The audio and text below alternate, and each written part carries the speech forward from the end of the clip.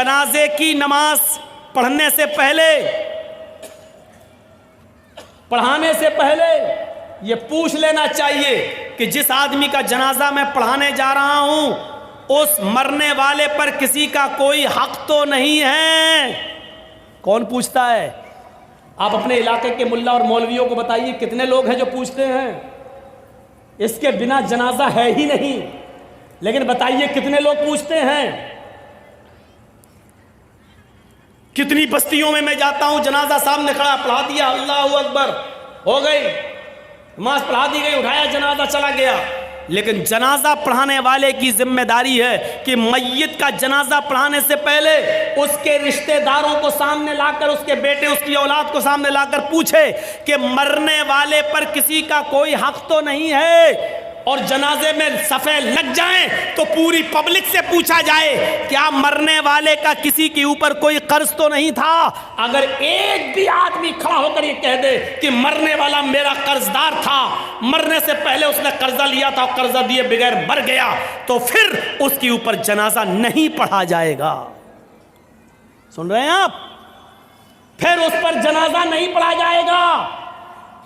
پھر اس کے گھر کا کوئی آدمی کھڑا ہو کر، اس کا بیٹا یا اس کا بھائی کھڑے ہو کر یہ کہے گا کہ اپنے باپ کا قرضہ میں ادا کروں گا، جب بیٹا یا گھر کا کوئی وارث یہ کہے کہ میں اس میت کا قرضہ میں ادا کر دوں گا، اتنا روپیہ تمہارا قرضہ میں دے دوں گا، جب اس بات کی گارنٹی جب کوئی لے گا تب اس کا جنازہ پڑھا جائے گا۔ آپ سمجھ رہے ہیں کتنا بڑا معاملہ ہے یہ بندوں کا معاملہ؟ ایک آدمی مر گیا، دنیا سے چلا گیا، اس کے ساتھ اس کی نیکیوں کا دروازہ بھی بند ہو گیا، لیکن اس کے باوجود میرے بھائیو اس کا جنازہ پڑھانے سے پہلے پوچھا جائے گا کیا اس کے اوپر کسی کا قرض تو نہیں تھا، کوئی معاملہ تو نہیں تھا، اور اگر نکل گیا تو اس کا جنازہ نہیں پڑھایا جائے گا جب تک کہ اس کے رشتہ دار یہ نہ کہیں کہ اس کا قرضہ یا اس کا معاملہ میں ادا کر دوں گا۔ میرے پیارے ساتھیو، ذرا تصور کیجیے، نبی اکرم صلی اللہ علیہ وسلم کا آخری وقت ہے، اس دنیا سے جانے والے ہیں، انتقال میں 2 یا 3 دن باقی رہ جاتے ہیں۔ آپ فرماتے ہیں لوگوں اگر میرا کسی کے اوپر کوئی قرض ہو تو وہ آج لے لے، قیامت کے دن میں نہیں دے سکتا۔ انتقال سے 2-3 دن پہلے لوگوں اگر میرے اوپر کسی کا قرض ہو تو وہ 2-3 وہ مجھ سے لے لے۔ ایک صحابی اٹھتے ہیں اور کہتے ہیں کہ اللہ کے نبی میرے 3 درہم ہیں آپ کے پاس۔ اللہ کے نبی صلی اللہ علیہ وسلم نے ایک صحابی کو حکم دیا کہ 3 درہم اس کے ادا کر دیے جائیں۔ اس صحابی نے اسی وقت ان کے 3 درہم دے دیے۔ آپ نے فرمایا لوگوں جب میری روح قبض عنصری سے پرواز ہو جائے، جب میرا انتقال ہو جائے تو میری نماز جنازہ سے پہلے پوچھ لینا کسی کا کوئی قرض تو نہیں ہے، کسی کا کوئی قرض تو نہیں ہے۔ اگر کوئی ملتا ہے تو اس کا قرض ادا کر دیا جائے، اس کے بعد میرا جنازہ پڑھایا جائے اور پھر مجھے قبرستان میں دفن کر دیا جائے۔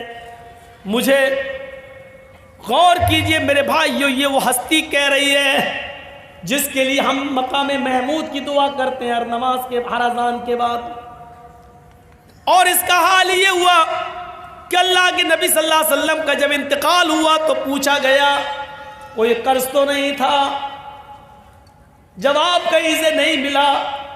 سب سے پہلے ابو بکر صدیق نے آپ کی نماز جنازہ پڑھی، پھر عمر فاروق نے نماز جنازہ پڑھی، پھر عثمان غنی نے نماز جنازہ پڑھی، پھر حضرت علی نے پڑھی۔ مسئلہ یاد رکھنا، اللہ کے رسول کی نماز جنازہ جماعت کے ساتھ نہیں ہوئی، اللہ کے نبی کی نماز جنازہ کسی نے نہیں پڑھائی۔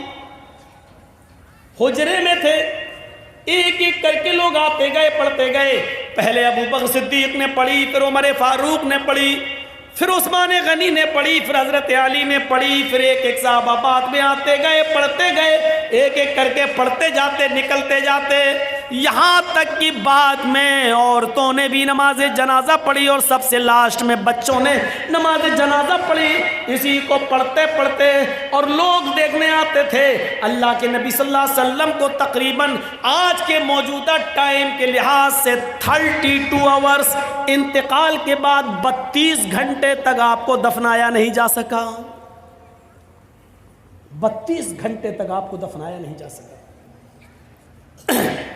اور اس کے بعد جب آپ کو دفنا دیا گیا, مٹی آپ کی ہو جاتی ہے, تو حضرت ابو بکر صدیق جب تک خلیفہ رہے اعلان کرتے رہے, لوگوں اگر نبی اکرم صلی اللہ علیہ وسلم کا قرض کسی کے اوپر ہو تو وہ مجھ سے لے لے.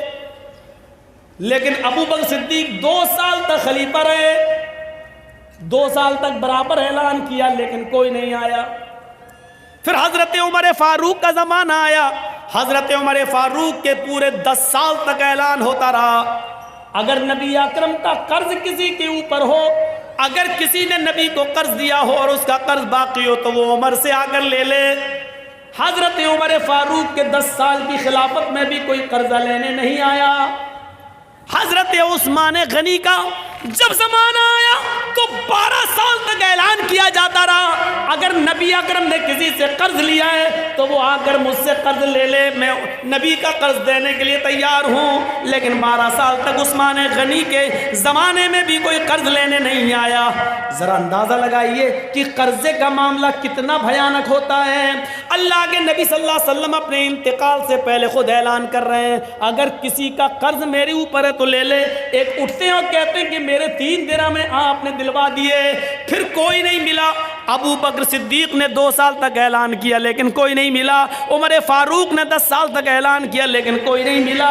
عثمان غنی بھی کہتے رہے کہ نبی کا قرض کسی کے اوپر ہو تو مجھ سے لے لے, لیکن 12 سال تک کسی نے کوئی قرض نہیں مانگا. غور کرو کہ قرض کا معاملہ کتنا بھیانک ہوتا ہے, کیونکہ قرض دار آدمی کی روح لٹکتی رہتی ہے زمین و آسمان کے بیچ میں. میرے پیارے ساتھیوں, جب تک اس کا قرضہ ادا نہ کر دیا جائے, میرے بھائیوں یہ معاملہ بڑا عجیب و غریب رہتا ہے. آئیے اس معاملے کو سمجھنے کی کوشش کیجئے.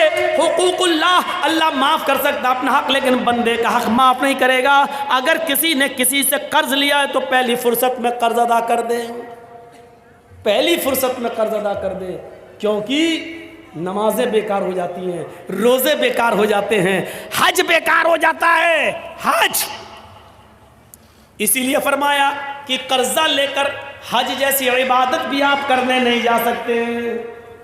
قرضہ لے کر قربانی آپ کر سکتے ہیں, لیکن ایک وعدہ کیجئے, قرضہ جس آدمی سے لے رہے ہیں اس سے وعدہ کیجئے کہ 1 مہینے میں آپ کا قرضہ دے دوں گا, آپ مجھے 12,000 15,000 روپے بطور قرض دے دیجئے تاکہ ہمیں خصی لے لیں اور قربانی کر دیں. قرضہ لے کر قربانی کی جا سکتی ہے, لیکن اگر آپ کو یہ اندیشہ ہو کہ ہم اس کا قرضہ ادا نہیں کر پائیں گے تو پھر قرضہ لے کر قربانی کرنا بھی آپ کے لیے جائز نہیں ہے.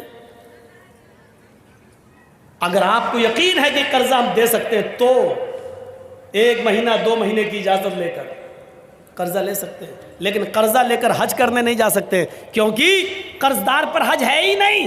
قرضدار پر حج نہیں, حج تو اس پر فرض ہے جو صاحب استطاعت ہو. من استطاع الیہ سبیلا, جو ان استطاع الیہ سبیلا, اگر تم وہاں تک جانے کی طاقت رکھتے ہو تو حج کرو, تو حج کرو. اگر وہاں تک جانے کی طاقت نہیں ہے, استطاعت نہیں ہے, تو آپ حج نہ کریں.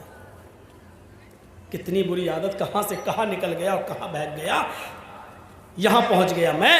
تو میں کہہ یہ رہا تھا کہ ہم اپنے دوستوں کو کھلا سکتے ہیں, دشمنوں کو نہیں, لیکن اللہ رب العالمین کو دیکھیے, وہ اپنے دوست و دشمن سب کو کھلاتا ہے, مومن و کافر سب کو کھلاتا ہے. یہ ہے رب العالمین. اس کے بعد آئیے دوسری آیت پر, الرحمن الرحیم. کتنی بڑی نعمت ہے, وہ بڑا ہی رحم کرنے والا, انتہائی مہربان ہے. اللہ کتنا بڑا مہربان ہے یہ سمجھنے کے لیے بعد میں ہم آپ کو اس طرف بعد میں آئیں گے. پہلے یہ سوچئے, اللہ کہتا ہے کہ میرے پاس رحمت کے 100 درجے ہیں. اس بات کو ذرا غور سے سنیے گا, یہ سمجھ گئے تو پوری تقریر سمجھ جائیں گے. اللہ نے کہا میرے پاس رحمت کے 100 درجے. اللہ نے کہا مطلب اللہ کے نبی نے کہا, اللہ نے فرمایا, یعنی حدیث قدسی. اللہ کے نبی فرماتے ہیں کہ اللہ نے فرمایا میرے پاس رحمت کے 100 درجے ہیں. دنیا میں جو تم رحم و کرم, محبت و الفت دیکھ رہے ہو, یہ ایک درجہ میں نے دنیا میں اتارا ہے. رحمت کے 100 درجوں میں سے صرف ایک درجہ میں نے دنیا میں اتارا ہے. 99 درجے میں نے اپنے پاس رکھے ہیں. اب میں کسی سے پوچھوں رحمت کے کتنے درجے ہیں؟ 100. اور دنیا میں اللہ نے کتنا درجہ اتارا ہے؟ ایک, صرف ایک. ایک مرغی کو دیکھیے آپ, مرغی بلی کو دیکھتی ہے فوراً بھاگتی ہے, لیکن وہی مرغی جب انڈوں پر بیٹھتی ہے اور انڈوں سے چوزے نکلتے ہیں, اور مرغی جہاں سڑک پر دانا چگتی ہے اپنے بچے اس کے پیچھے پیچھے آتے ہیں, اچانک بلی کو دیکھتی ہے مرغی تو بھاگتی نہیں ہے. اب آپ دیکھیے وہ مرغی اب بھاگ نہیں رہی ہے, کیونکہ جانتی اگر میں بھاگوں گی تو میرے بچے مارے جائیں گے.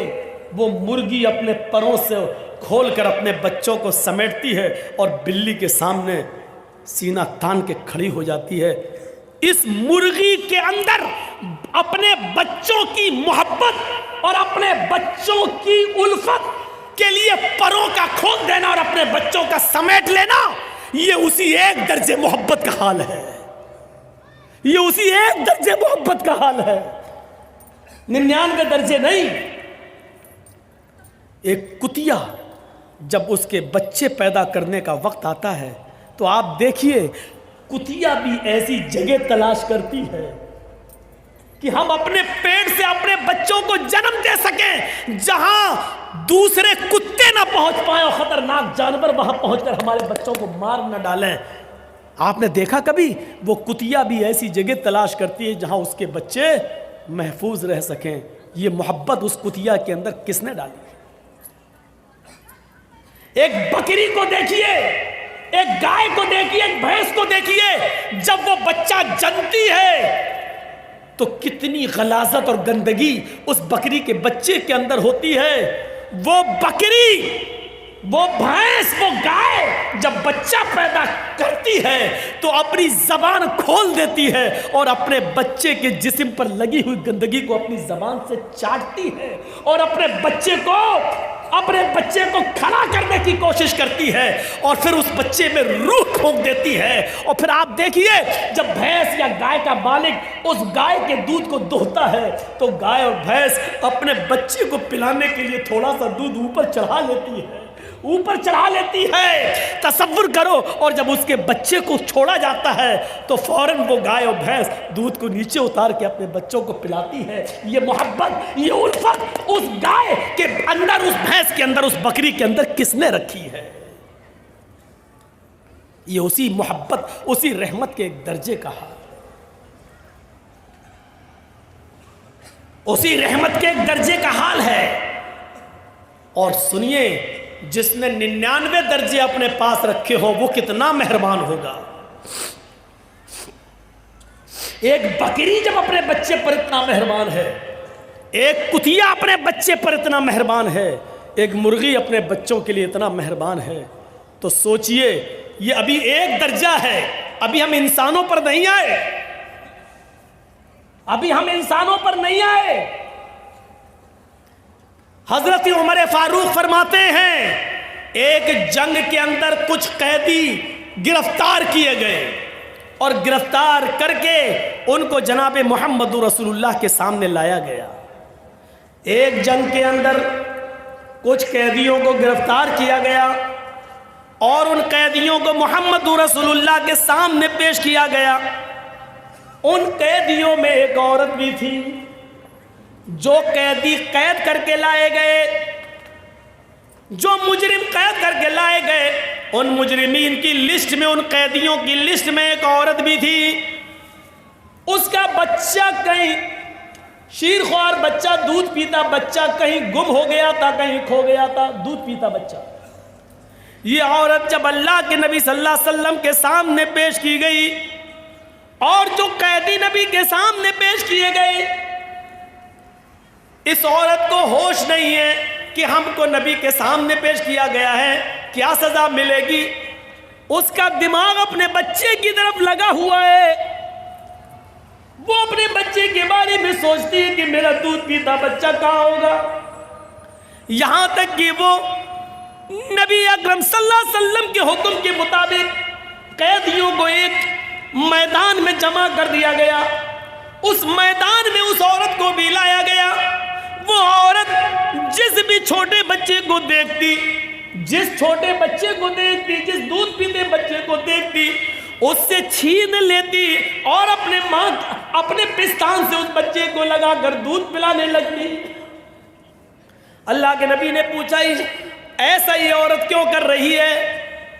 جس عورت کے بچے کو دیکھتی یہ پکڑ لیتی اور اپنے پستان کا دودھ پلانے لگتی، ایسا کیوں ہے؟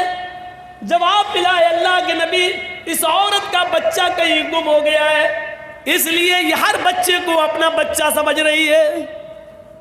اللہ کے نبی نے اس عورت کی اس محبت کو دیکھا، اس عورت کی اس رحمت کو دیکھا جو دوسروں کے بچے کو اپنا بچہ سمجھ رہی ہے۔ اللہ کے نبی صحابہ سے سوال کرتے ہیں، آئے میرے ساتھیوں، اگر اس کو اس کا بچہ مل جائے اور پھر اس عورت سے کہا جائے کہ اپنے بچے کو آگ میں پھینک دو، تو تم کیا امید رکھتے ہو کیا یہ عورت اپنے بچے کو آگ میں ڈال دے گی؟ تصور کرو نبی کا سوال۔ جو عورت دوسرے کے بچے کو اپنا بچہ سمجھ رہی ہے، اگر اس کو اس کا بچہ مل جائے پھر اس عورت سے کہو کہ اپنے بچے کو آگ میں ڈال دے، جلتی ہوئی آگ میں ڈال دے، تو کیا وہ ڈال دے گی؟ صحابہ نے کہا نہیں، ہرگز نہیں۔ اس کی محبت یہ کبھی گوارا نہیں کرے گی کہ وہ اپنے بچے کو آگ میں ڈال دے۔ اللہ کے نبی فرماتے ہیں میرے ساتھیوں، رب کی رحمت کے 100 درجوں میں سے ایک درجہ رحمت کا یہ حال ہے کہ وہ اپنے بچے کو آگ کے حوالے نہیں کر سکتی ہے۔ جس کے پاس 99 درجے رحمت ہو، وہ قیامت کے دن اپنے بندے کو جہنم کی آگ میں کیسے ڈالے گا؟ اس کی رحمت یہ کیسے گوارا کرے گی کہ اپنے بندے کو جہنم میں ڈال دے؟ لیکن بندے گناہ کر کر کے، شرک کر کر کے، بدعتیں کر کر کے، شراب نوشی کر کر کے، حرام کھا کھا کر، حرام کی کاروبار کر کر کے اپنے آپ کو خود جہنم میں لے جاتے ہیں، تو اس میں اللہ کی رحمت پھر غضب میں بدل جاتی ہے۔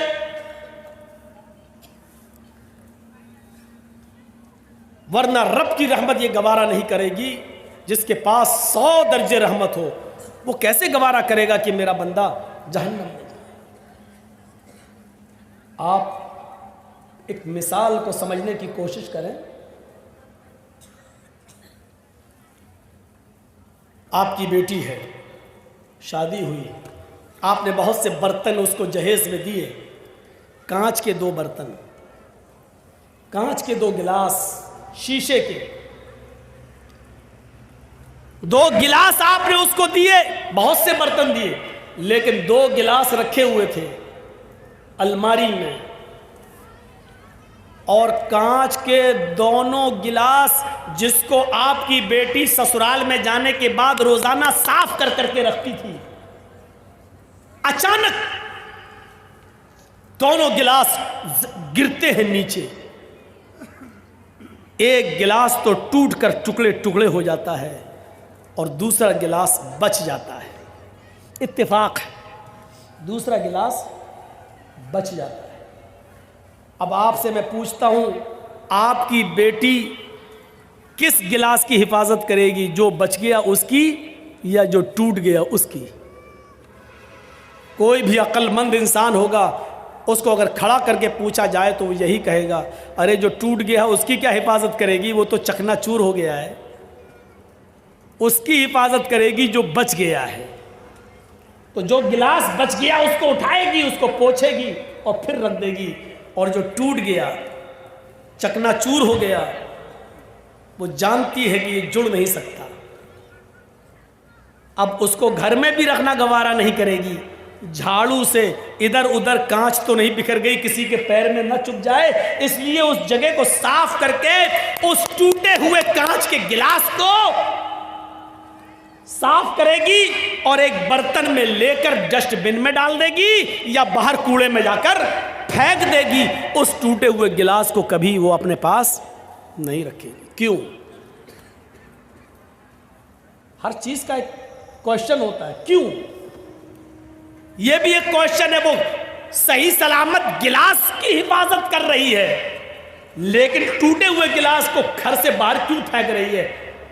इस क्यों का जवाब है, सही सलामत गिलास की हिफाजत इसलिए कर रही है क्योंकि वो काम की चीज है, वो पीने के काम आएगा, मेहमानों को पानी पिलाने के काम या चाय पिलाने के काम या दूध पिलाने के काम आएगा। लेकिन टूटा हुआ बर्तन किसी काम का नहीं, इसलिए उसको बाहर फेंक रही है।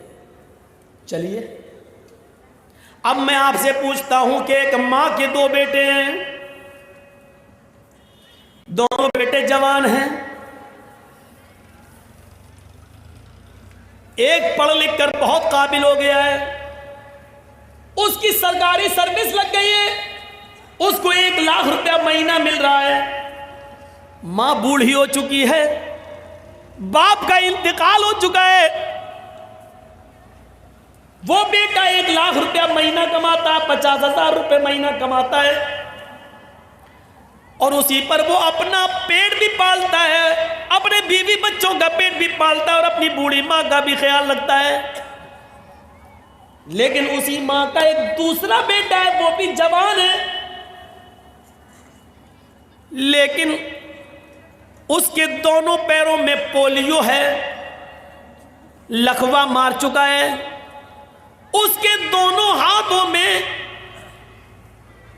कंपन है, हाथ भी उसके लकवा मार चुके हैं, वो न उठने के लायक है, न अपने से बैठ सकता है, न अपने से खा सकता है, न अपने से पेशाब और पायखाना कर सकता है। इस बच्चे की उम्र भी 18-20 साल है, इसका भाई भी 20-22 साल का है, जो कमाता है और अपनी मां को खिलाता है। लेकिन ये बेचारा अपाहिज बच्चा, दोनों पैरों से अपाहिज, दोनों हाथों से अपाहिज, बिस्तर पर लेटा है, ये न कमा सकता है, न मां का पेट भर सकता है, न खुद खा सकता है। ये बच्चा भी नाकारा है, किसी काम का नहीं है, बेकार है, बल्कि ये बच्चा अपने मां पर भी बोझ बना है, बल्कि अपने बड़े भाई के ऊपर भी बोझ बना हुआ है। मैं आपसे पूछना चाहता हूं, मां इन दोनों बच्चों में से किस बच्चे की हिफाजत करेगी और किस बच्चे को अपने घर से बाहर निकालेगी? आपका जवाब होगा, वो किसी भी बच्चे को बाहर नहीं निकालेगी। वही औरत जो कांच के गिलास की हिफाजत कर रही है, जो बच गया क्योंकि वो काम का है। लेकिन मां उस काम के बच्चे से ज्यादा देख रेख इस बच्चे की कर रही है, जो दोनों बिस्तर, अपने दोनों पैरों दोनों हाथों से अपाहिज और लकवे का शिकार है, फालिज मार चुकी है, उसकी हिफाजत कर रही है। मां उस बच्चे के सर से पसीना नहीं पोंछेगी जो मेहनत करके आया है, इस बच्चे के सर से पसीना पोंछ रही है जो बिस्तर पर लेटा है। मां उस 20-22 साल के बच्चे का पेशाब और पायखाना साफ नहीं करा सकती है, बल्कि अब इतना बड़ा हो चुका है वो बच्चा कि वो मां अपने बड़े बेटे की शर्मगाह भी देखना गवारा नहीं करेगी। लेकिन इस 18 साल के और 20 साल के बच्चे की शर्मगाह देखना तो बहुत दूर की बात, उसकी गंदगी को भी अपने हाथ से साफ कर रही है और उसकी पेशाब की जगह को भी धो रही है। मेरे भाइयों, तसव्वुर कीजिए मां के दिल में ये रहम और ये मोहब्बत का जज्बा ये कहां से आया? ये उसी रब की 100 दर्जे रहमत में से उतारी हुई एक दर्जे, एक रहमत के एक दर्जे का हाल है, یہ ماں اس بچے سے زیادہ پیار کرے گی جو بچہ اپاہج ہے، لنگڑا لولا ہے اور لقمے کا شکار ہے، یہ ماں اس کی زیادہ دیکھ ریکھ کر رہی ہے۔ کیوں؟ اگر اللہ ماں باپ کے دل سے یہ رحمت نکال دے تو ماں باپ سے بڑا ہمارا دشمن کوئی ہو سکتا ہے؟ بتائیے۔ کمینہ پیدا ہو گیا، کمائیں ہم اور مر کے ہم چلے جائیں تو ہمارے بنائے ہوئے گھر میں تو رہے گا؟ باپ کی محنت، باپ کا رات میں جاگ جاگ کر محنت کر کے مزدوری کر کے بلڈنگ بنانا، جبکہ باپ کو معلوم ہے کہ اس بلڈنگ میں ہم نہیں رہیں گے، میرے مرنے کے بعد میری اولاد رہے گی۔ اگر اللہ باپ کے اور ماں کے دل سے یہ محبت نکال دے تو ماں باپ سے بڑا ہمارا دشمن کون ہو سکتا ہے؟ میری محنت کی کمائی میں تو رہے گا، لیکن نہیں رہے گا۔ کیوں؟ کیونکہ باپ کی محبت یہ گوارا نہیں کر سکتی ہے کہ میری اولاد ماری ماری پھرے۔ یہ محبت کس نے پیدا کی ہے؟ اسی رب نے، اور 100 درجے رحمت کے ایک اتارا ہے، اور ایک رحمت کے درجے کا حال یہ ہے جو مرغی اپنے بچوں سے پیار کر رہی ہیں، بکری اپنے بچوں سے، بھینس اپنے بچڑے سے، گائے اپنے بچڑے سے، یہ محبت کا تقاضا ہے۔ اور ماں اپنے بیٹے سے محبت کر رہی ہے، یہ محبت کا تقاضا ہے۔ میرے پیارے ساتھیوں، ذرا تصور کرو رب کی رحمت کا ایک درجہ۔ اب ذرا آئیے پھر دیکھیے رب کی رحمت کا حال کیا ہے۔ آئیے اور پھر دیکھیے کہ رب کی رحمت کا حال کیا ہے۔ فرمایا کہ اللہ رب العالمین کی رحمت یہ کیسے گوارا کر لے گی؟ جب ایک ماں اپنے بچے کو آگ میں ڈالنا گوارا نہیں کر سکتی ہے تو اللہ رب العالمین کی رحمت یہ کیسے گوارا کرے گی؟ جبکہ اس کے پاس رحمت کے 100 درجے ہیں، کیسے گوارا کرے گی کہ اپنے بندے کو آگ میں ڈال دے؟ بنی اسرائیل کا ایک واقعہ بیان کرتے ہوئے نبی اکرم نے فرمایا، ایک شخص اپنے اونٹ کو اپنے گھر کے سارے سامان کے ساتھ پیک کر کے نکلتا ہے اور ایک صحرا اور جنگل سے ہوتا ہوا جاتا ہے۔ تھک گیا، جنگل میں ایک پیڑ سے، ایک درخت سے وہ اپنے اونٹ کو باندھ دیتا ہے اور تھوڑی دیر درخت کے سائے میں آرام کرنے لگتا ہے۔ آنکھ کھلتی ہے تو دیکھتا ہے کہ میرا اونٹ غائب۔ اس میں پورے گھر کا سامان بندھا تھا، اب اونٹ غائب۔ ہوش اڑ گئے ہیں، اونٹ غائب، میرے گھر کا پورا سامان اونٹ پر اور اونٹ غائب۔ وہ کبھی اس جھاڑی جاتا، کبھی اس جھاڑی میں دیکھتا، کبھی اس پہاڑی پہ چڑھتا، کبھی اس پہاڑی پہ چڑھتا۔ وہ پورا جنگل تلاش کر ڈالا لیکن اس کو اونٹ نہیں ملا، اس کو اونٹ نہیں ملا۔ پورا جنگل تلاش کر دیتا ہے لیکن اس کو اونٹ نہیں ملتا ہے۔ مایوس ہو کر اسی پیڑ کے پاس آتا ہے، ہاتھ سر پہ رکھ کر سوچنے لگتا میں کیا کروں گا؟ بڑی محنت سے مال کمایا تھا، غائب ہو گیا اونٹ، کہاں چلا گیا؟ اب کتنا دن لگے گا اتنا مال کمانے میں، اور اپنے گھر کا ساز و سامان بنانے میں کتنا وقت لگے گا؟ اب یہ سوچ ہی رہا تھا، تھکا ہوا تھا کہ اچانک نیند آ گئی۔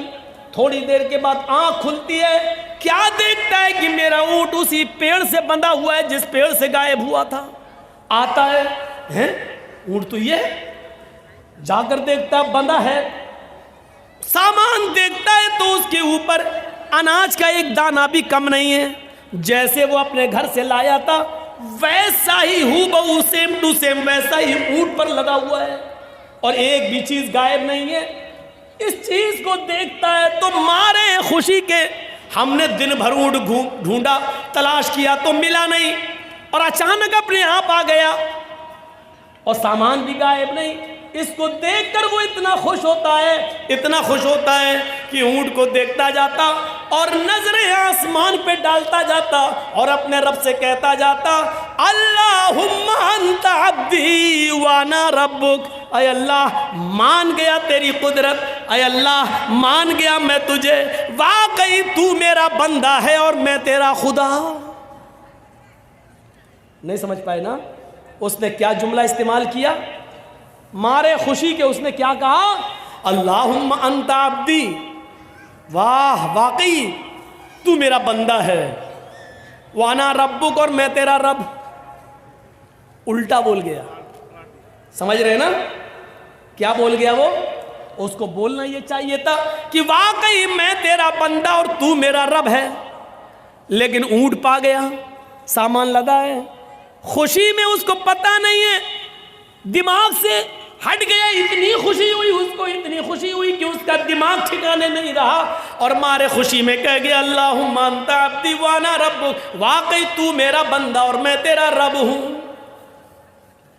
اللہ نے جملے سنے تو مسکرا دیا۔ یہ مسکرانے والا جملہ تھوڑی ہے۔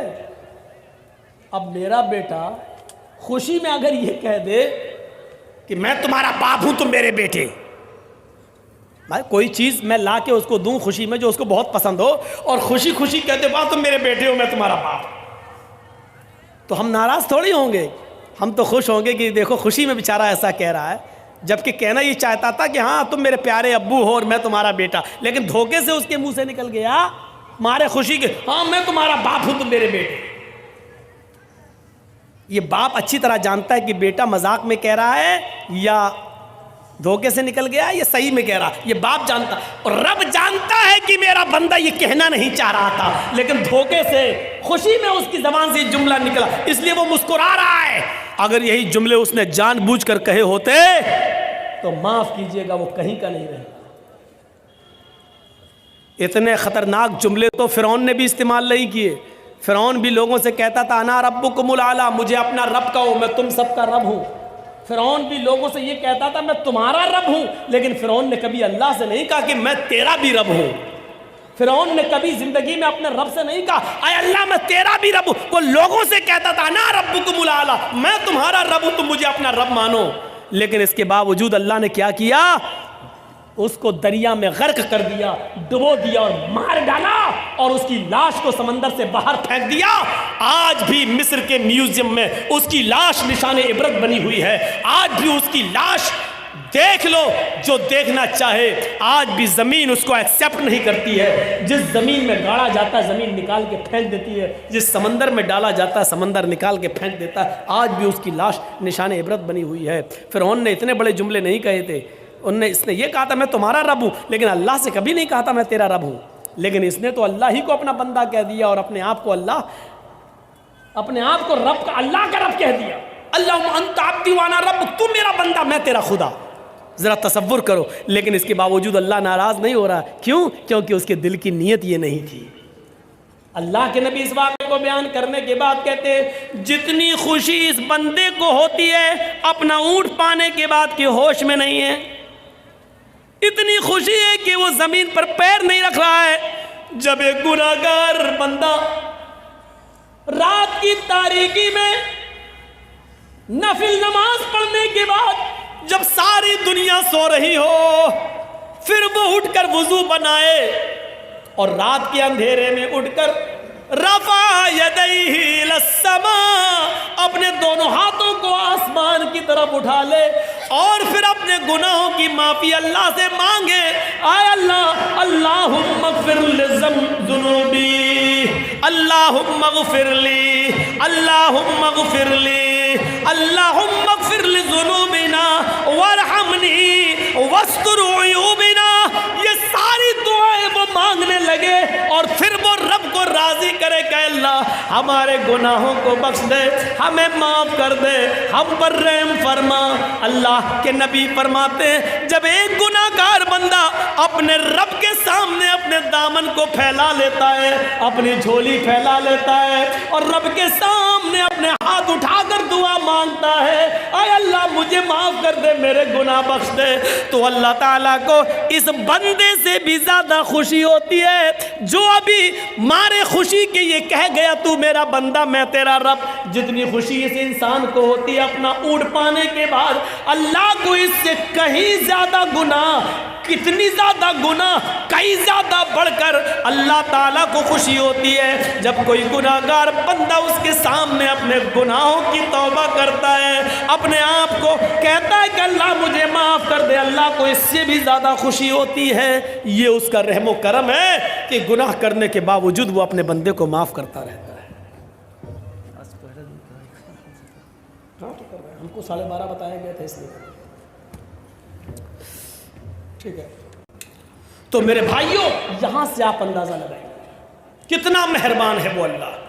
اور سنیے ایک چیز آپ کو پوائنٹ کی بتا دیتا ہوں، ہمارے صدر محترم جو اس جلسے کے ہیں انہوں نے کہا آج پہلا دن ہے اس لیے تھوڑا سا جلدی ختم ہو جانا چاہیے، تو میں بس ایک بات بتا کر اپنی بات کو ختم کر دوں گا، بہت قیمتی بات بتا رہا ہوں میں آپ کو، سن لیجیے میرے پیارے ساتھیوں، اس کو غور سے سنیے۔ اللہ رب العالمین نے تقریباً 20 سے زیادہ، قرآن پڑھیے آپ، 20 سے زیادہ بار یا عبادی کہہ کر اپنے بندے کو پکارا، یا عبادی، بلکہ بڑے سے بڑے گناہگار کو بھی یہی کہا، قل یا عبادی الذین اسرفوا علی انفسہم لا تقنطوا من رحمت اللہ۔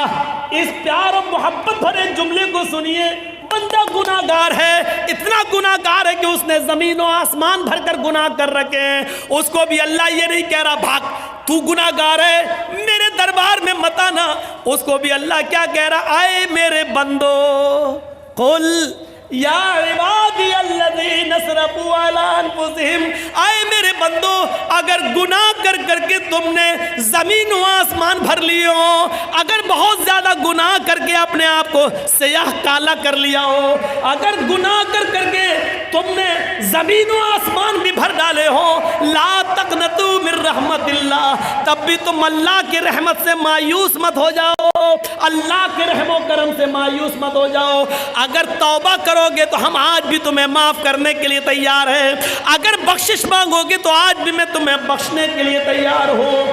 20 سے زیادہ بار اللہ نے قل یا عبادی کہا ہے، آئے میرے بندو میرے پاس تو آؤ، میرے بندو مجھ سے گناہوں کی معافی تو مانگو، میرے بندو میرے پاس گڑگڑاؤ تو رو تو صحیح، ہم تمہیں آج بھی معاف کرنے کے لیے تیار ہیں۔ اگر 20 مرتبہ یا عبادی کہا ہے تو قرآن پڑھیے 300 سے زیادہ 300 سے زیادہ اس نے رحمت کا لفظ استعمال کیا ہے، رحمت کا لفظ استعمال کیا ہے، یہ میری رحمت، یہ میری رحمت، یہ میری رحمت، اور ایک لفظ تو ایسا کہہ دیا ہے، رحمتی وسعت کل شیء، رحمتی وسعت کل شیء، آئے میرے بندو میری رحمت ہر چیز کو گھیرے ہوئے، میری رحمت ہر چیز پر چھائی ہوئی ہے، میری رحمت کے سائے میں آؤ تو صحیح، آئے میرے بندو میری رحمت کے دائرے میں آؤ، ہم تم پر بھی اپنی رحمت نثار کر دیں گے، ہم تم پر بھی اپنی رحمت کا سایہ کر دیں گے۔ یہ الرحمن الرحیم، یہ رب کی رحمت ہے۔ ماں باپ، بھیڑ بکری، دمبا، مرغی، کتا کتیا اور جانوروں کی رحمت اور انسانوں کی رحمت بھی سنی، اور رب کی رحمت بھی آپ نے سنی، یہ سب رب کی رحمت کے 100 درجوں میں سے ایک درجے کا حال ہے، الرحمن الرحیم۔ میں 2 ہی آیتوں پہ چل پایا، الحمدللہ رب العالمین الرحمن الرحیم، ابھی رحمان الرحیم پر اور بھی باقی ہے۔ میرے پیارے ساتھیوں، کل کوئی دوسرا ٹاپک آپ کے سامنے رکھیں گے، ہم یہاں سے یہ سوچ کر اٹھیں کہ اللہ رب العالمین ہے اور رحمان الرحیم ہے، وہ مہربان ہے، وہ جس طریقے سے سب کو پالتا اور پوستا ہے، اس کی نظر میں کوئی دوست و دشمن نہیں، وہ سب کو دیتا ہے، تو ہمیں اور آپ کو بھی اس کو رب سمجھنا چاہیے اور اس کی رحمت کا فائدہ اٹھانا چاہیے، اپنے گناہوں کی معافی مانگنا چاہیے، اور اس رب نے جو ہمیں زندگی دی ہے، اس رب کی دی ہوئی زندگی کو اسی رب کے بنائے ہوئے قانون کے مطابق ہمیں چلنے کی کوشش کرنی چاہیے۔ ہم اللہ سے دعا کرتے ہیں کہ بار الہ ہماری خطاؤں کو معاف فرما دے، ہمارے گناہوں کو بخش دے، ہم مسلمانوں پر رحم فرما، اے اللہ ہمیں اپنی ربوبیت کو سمجھنے کی توفیق عطا فرما، اور ہمیں رب العالمین کے رحمان الرحیم سے ہم کو رحمت طلب کرنے کی توفیق عطا فرما، جب تک تو ہمیں زندہ رکھ، اسلام پہ زندہ رکھنا، جب ہمارا خاتمہ ہو تو ایمان پر ہمارا خاتمہ فرمانا، وما علینا الا البلاغ المبین، وآخر دعوانا ان الحمد للہ رب العالمین۔